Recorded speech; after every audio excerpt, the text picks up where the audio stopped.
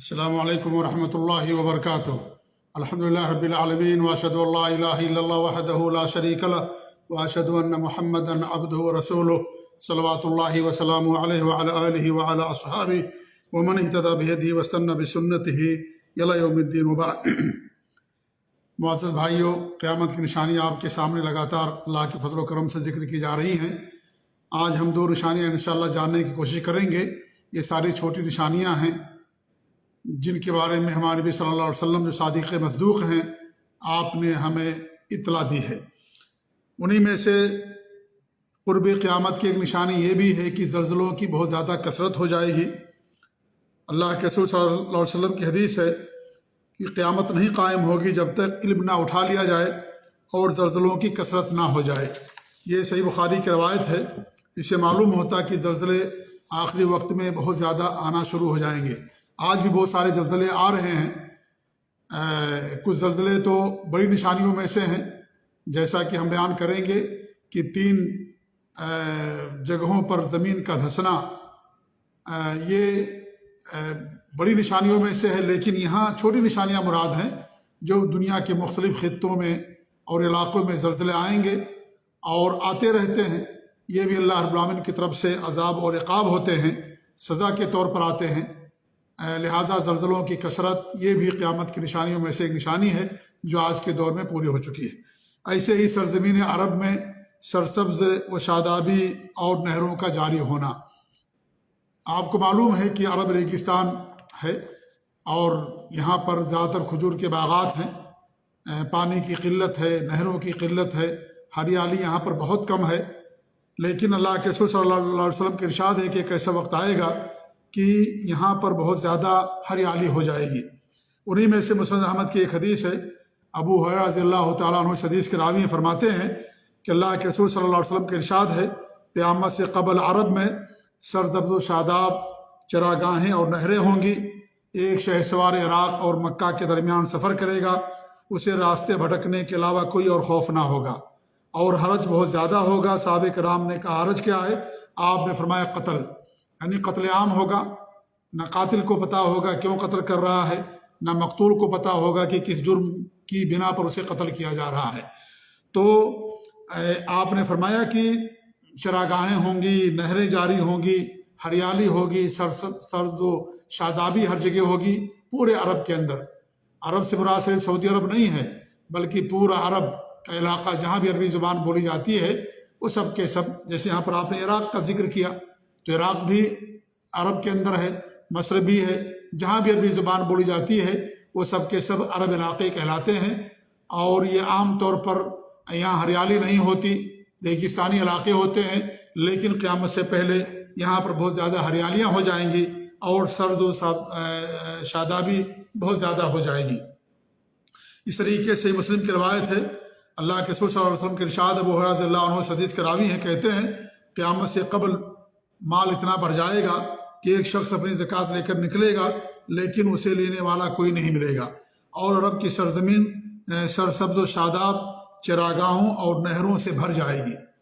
اس طریقے سے مسلم کے اندر معاذ بن جبل رضی اللہ تعالیٰ عنہ کی حدیث ہے، وہ فرماتے ہیں کہ ہم اللہ کے رسول صلی اللہ علیہ وسلم کے ساتھ غزوہ تبوک کے ساتھ نکلے۔ اللہ کے رسول صلی اللہ علیہ وسلم صلاۃ اکٹھی پڑھتے تھے کیونکہ مسافر تھے، ظہر عصر ایک ساتھ اور مغرب عشاء ایک ساتھ پڑھتے تھے، اور فجر کو اس کے وقت پر، کیونکہ فجر کی نماز کو کسی نماز کے ساتھ ملا کر کے نہیں پڑھ سکتے۔ ایک دن آپ نے نماز مؤخر کر دی، پھر آپ نکلے اور ظہر اور عصر ایک ساتھ پڑھی، پھر خیمے میں داخل ہو گئے۔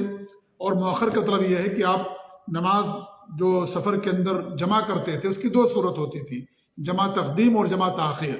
جمع تقدیم کا مطلب یہ ہے کہ ظہر کے وقت میں پہلے ظہر پڑھنا پھر عصر پڑھنا، مغرب کے وقت میں پہلے مغرب پڑھنا پھر عشاء پڑھنا، اور جمع تاخیر کا مطلب یہ ہے کہ عصر کے وقت میں پہلے ظہر اور پھر عصر پڑھنا، عشاء کے وقت میں پہلے مغرب اور پھر عشاء پڑھنا، عشاء کے وقت میں یہ تاخیر، یعنی نماز کو مؤخر کر دیا گیا۔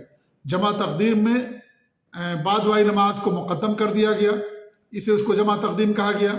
جمع تاخیر میں پہلی جو نماز ہوتی ہے اس کو مؤخر کر دیا گیا، اس لیے اس کو جمع تاخیر کہا گیا۔ جمع تقدیم میں ایک نماز مقدم ہوتی جو دوسری نماز ہوتی، جیسے ظہر عصر ہے تو عصر کو ہم مقدم کر دیتے ہیں، پہلے پڑھتے ہیں. ایسے ہی عشاء کو مقدم کر دیتے ہیں، پہلے پڑھتے ہیں، اس کو جمع تقدیم کہا جاتا ہے. یعنی مغرب کے وقت میں پہلے مغرب اور پھر عشاء، ظہر کے وقت میں پہلے ظہر پھر عصر. تو ظہر کے وقت میں ہم نے عصر پڑھ لیا تو عصر کو ہم نے مقدم کر دیا. مغرب کے وقت میں ہم نے عشاء پڑھ لیا تو عشاء کو ہم نے مقدم اور آگے کر دیا. یہ جمع تقدیم. جمع تاخیر یہ ہے کہ عصر کے وقت میں پہلے ظہر پڑھنا پھر عصر پڑھنا 2 رکعت. یہاں مؤخر جمع تاخیر کیوں کہا گیا؟ کیونکہ ہم نے ظہر کو مؤخر کر دیا، عصر کے وقت میں پڑھا. اور عشاء کے وقت میں پہلے مغرب پڑھنا پھر جو ہے عشاء پڑھنا، اس کو جمع تاخیر کہا جاتا ہے. کیوں؟ اس لیے کہ ہم نے مغرب کو مؤخر کر دیا، اس لیے جمع تاخیر ہو گئی. مغرب 3 پڑھیں گے، باقی 4 رکعت والی نماز ہے اس کو 2 کر کے پڑھیں گے. تو آپ جمع تقدیم اور جمع تاخیر حالات کے لحاظ سے آپ کیا کرتے تھے. پھر اس کے بعد آپ نکلے خیمے سے، مغرب اور عشاء کی صلاۃ ایک ساتھ پڑھائی. پھر آپ نے فرمایا تم کل انشاءاللہ تبوک کے سرچشمے پر پہنچو گے اور تم وہاں دن روشن ہونے سے پہلے نہیں پہنچ سکتے. تم سے جو بھی وہاں پہنچ جائے تو جب تک میں نہ آ جاؤں کوئی اس چشمے کے پانی کو ہاتھ نہ لگائے. جب ہم وہاں پہنچ گئے تو ہم سے پہلے 2 آدمی وہاں پہنچے ہوئے تھے. کوئی کہہ سکتا کہ اللہ کے رسول جب عالم الغیب نہیں تھے تو کیسے آپ نے بتایا کہ کل آپ دن روشن ہونے سے پہلے نہیں پہنچ سکتے؟ تو اللہ رب العالمین نے آپ کو وحی کے ذریعے سے بتایا. آپ پر وحی آتی تھی، اللہ نے آپ کو غیب کی باتیں بتائیں، لیکن آپ عالم الغیب نہیں تھے. بذات خود غیب کا علم آپ کے پاس نہیں تھا. اللہ رب العالمین نے آپ کو غیب کی باتیں بتائیں تو وحی کے ذریعے سے اللہ نے آپ کو اطلاع دی. 2 لوگ وہاں پہلے پہنچے ہوئے تھے اور چشمے میں تھوڑا پانی جوتے کے تسمے کے مانند بہہ رہا تھا. بہت معمولی پانی تھا. اللہ کے رسول صلی اللہ علیہ وسلم نے ان دونوں آدمیوں سے پوچھا کیا تم نے اس کے پانی کو ہاتھ لگایا ہے؟ ان دونوں نے کہا کہ ہاں. تو آپ ناراض ہو گئے اور ان دونوں کو سخت سست کہا، اور جو اللہ نے آپ سے کہلوانا چاہا وہ آپ نے کہا. پھر لوگ چشمے سے تھوڑا تھوڑا پانی چلو سے جمع کرنے لگے، جس سے تھوڑا سا پانی اکٹھا ہو گیا. چلو میں لے کر کے چشمے سے پانی اکٹھا کرنے لگے. آپ نے اپنے ہاتھ اور چہرے مبارک کو دھویا، پھر اس پانی کو چشمے میں ڈال دیا تو چشمہ پانی سے زوردار پھوٹ پڑا. یعنی چشمے سے پانی زوردار نکلنے لگے. اللہ کے رسول صلی اللہ علیہ وسلم کی برکت تھی، ہمارے کرامات تھی سمجھ لیجئے. اللہ کی طرف سے آپ کے لیے معجزہ تھا اور یہ برکت تھی جو اللہ رب العالمین نے آپ کی رکھے تھی. اللہ کی طرف سے معجزہ تھا جس سے سارے لوگ سیراب ہو گئے. پھر آپ نے فرمایا اے معاذ، اگر تمہیں لمبی عمر ملے تو اس جگہ کو باغات سے گھرا ہوا پاؤ گے. یعنی یہ جو علاقہ ہے جہاں پانی بہت کم ہے، چشمے سوکھ رہے ہیں پانی کے، ایک ایسا وقت آئے گا کہ یہاں پر ہریالی ہوگی اور باغات ہی باغات ہوں گے. اور ظاہر بات ہے جب باغات ہوں گے تو باغات کے لیے ہریالی اور پانی کا ہونا ضروری ہے. تو نہریں بھی جاری ہوں گی، پانی بھی خوب ہوگا اور خوب ہریالی ہوگی. تو آپ نے تبوک کے بارے میں فرمایا اور آپ نے پورے عرب کے علاقے کے بارے میں فرمایا. تبوک کا علاقہ اس وقت جو ہے کافی سرزرد و شاداب ہو چکا ہے اور ہر جانب باغات سے باقاعدہ گھرا ہوا ہے وہ. اور وہاں طرح طرح کی سبزیاں بھی پیدا ہو رہی ہیں. وہاں چڑیوں اور جانوروں کے فارم بھی بکثرت پائے جا رہے ہیں اور وہاں سے گوشت سعودی عرب کے تمام شہروں میں بھیجا جا رہا ہے اور قریبی ملکوں کے اندر بھی بھیجتے ہیں. تو اللہ کے رسول صلی اللہ علیہ وسلم کی پیشین گوئی، اور پیشین گوئی کا مطلب یہ نہیں کہ مذمت ہی ہو، یہ تو اچھی چیز ہے. پانی کا جاری ہونا، ہریالی کا ہونا، نہروں کا جاری ہونا، یہ سب اچھی چیز ہے. تو آپ نے قیامت کی جو نشانیاں بتائی ہیں ان میں سے بہت ساری نشانیاں اچھی بھی ہیں.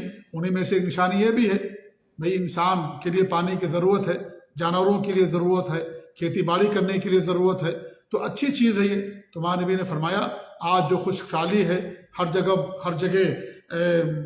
صحرا ہی صحرا ہے اور پانی کا وجود نہیں ہے اور ہریالی نہیں ہے. کیسا وقت آئے گا کہ اللہ تعالیٰ اس کو بدل دے گا، اللہ تعالیٰ اسے بدل دے گا اور پھر ہریالی ہوگی اور نہروں کی کثرت ہوگی. اگر بارش نہ ہو تو ہم استسقا پڑھتے ہیں، اللہ سے بارش کے لیے دعا کرتے ہیں، نماز 2 رکعت پڑھی جاتی ہے. تو پانی ہونا چاہیے، پانی ضرورت. اللہ نے ہر زندہ چیز کو پانی سے پیدا کیا ہے. پانی کے بغیر انسان زندہ نہیں رہ سکتا، جانور زندہ نہیں رہ سکتے، کھیتی باڑی نہیں ہو سکتی پانی کے بغیر. اور یہ پھل اور کھانے پینے کی چیزیں انسان کی ضروریات میں سے ہیں. لہذا یہ بھی قیامت کی ایک نشانی ہے اور یہ اچھی نشانی ہے جو پوری ہو چکی ہے. اور پورا تبوک کے علاقہ باغات سے اس وقت گھرا ہوا ہے اور وہاں پر فارم بھی ہیں جانوروں کے، چڑیوں کے، جیسا کہ میں نے بیان کیا. تو یہ بھی قیامت کی نشانیوں میں سے ایک نشانی ہے جو آج کے دور میں پوری ہو چکی ہے. اور بھی انشاءاللہ نشانیاں اگلے درس میں انشاءاللہ ہم جاننے کی کوشش کریں گے. اللہ تعالیٰ سے دعا ہے کہ اللہ رب العالمین ہمیں اپنے دین کا علم حاصل کرنے کی توفیق دے. اللہ رب العالمین ہمیں دین پر قائم رکھے. جو کچھ ہم سنیں اور سیکھیں اللہ تعالیٰ عمل کرنے کی توفیق عنایت فرمائے. آمین. وبارک اللہ فیکم وصلی اللہ علی نبینا محمد وعلی آلہ وصحبہ اجمعین وجزاکم اللہ خیر. والسلام علیکم ورحمۃ اللہ وبرکاتہ.